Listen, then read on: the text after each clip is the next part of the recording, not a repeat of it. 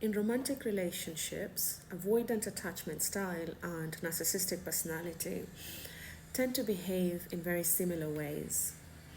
And these similar ways tend to show up in very sensitive areas of the relationship.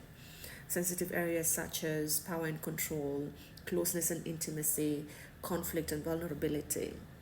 So, on the outside, the responses or the way they behave in these areas of a relationship can look exactly the same. It can be very difficult to tell them apart.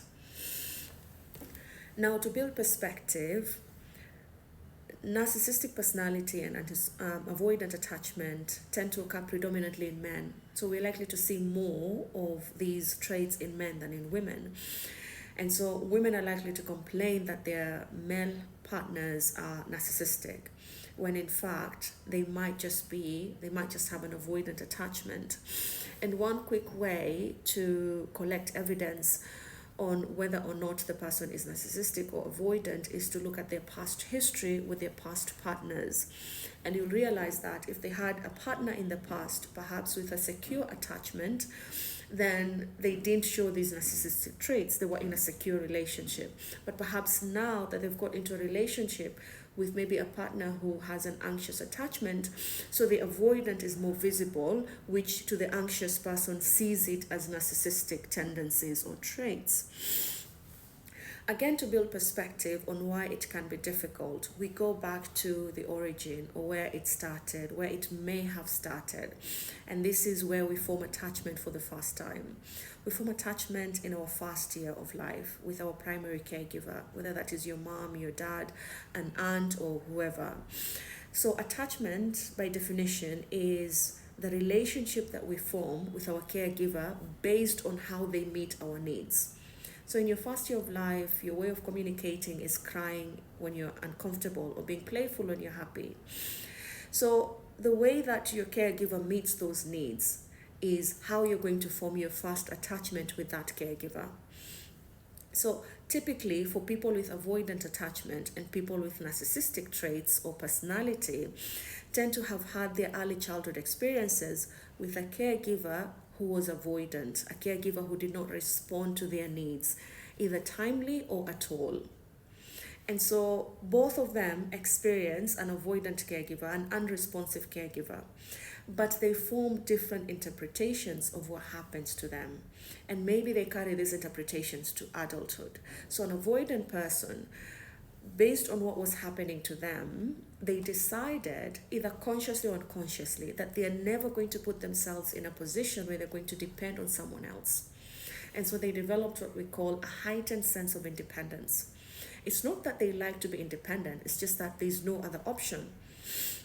No one is coming for them when they're crying, no one is coming to take care of their needs, no one is coming to make them comfortable, no one is coming to do whatever it is that they need them to do. And so that's why they develop an avoidant attachment. They're afraid that if they get close to you, you are going to do to them what happened to them in childhood. They're afraid of going through the same trauma they experienced in childhood. And so that's why they keep the distance. That's why they struggle with intimacy and closeness. A person with narcissistic personality may have interpreted the events as, I am going to make myself relevant. I'm going to make myself too big, too loud, too this, too that, so that no one is going to ignore me. I am going to make sure that I get admiration, that I get attention. And so that's how a narcissist then grows up to develop this sense of grandiosity. Now, when a person with avoidant is expressing in behavior emotional distance, they might be doing it to protect themselves from a possible repetition of the trauma they experienced. So they don't want to lose their power and control. And that's why they're avoiding intimacy with you. They don't want to resolve that argument because it's going to come with vulnerability. And vulnerability means giving up their own power and control. Whereas for a narcissist, they might emotionally distance themselves from you to punish you, to assert power and control over you. Remember, they want relevance, they want importance, they want to be seen, they don't want to be ignored anymore as they were when they were children. And so from these interpretations of their early childhood experiences came out their different traits or the different tendencies. there are different hypotheses about how attachment theory creates a personality out of a person, and how attachment theory may not just be a nurture thing but also a nature thing. There may be a gene that could explain some people having avoidant and some people having anxious, but we're not focusing on that today. We're looking at the possibility of how people develop narcissistic personality and how people develop avoidant attachment style into adulthood, and how those play out in relationships. So, with many women complaining that their husbands are narcissistic or their male partners are narcissistic, when you have them in a couple session, you start talking to both of them and you start listening to the motivation behind each. And that's when you start realizing that, oh, it's actually not narcissistic. They're just trying to protect themselves. They're trying to protect their independence or their sense of independence. Because people with avoidant attachment, is not so much that they don't care about intimacy. It's not so much that they don't want closeness. They do. In fact, they may need it more than a person who's anxiously attached.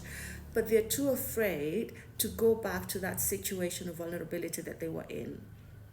And so now they've decided they're going to build these walls around them to shield them from ever experiencing that loss of independence, that sense of depending on someone else. But narcissists, they want to assert control. They want to be in charge of you.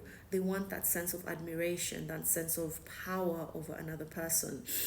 And they use that as a way of hiding from their own insecurities, from not facing or confronting their own insecurities. Narcissists also struggle with empathy, which is something we don't see with people with avoidant attachment style.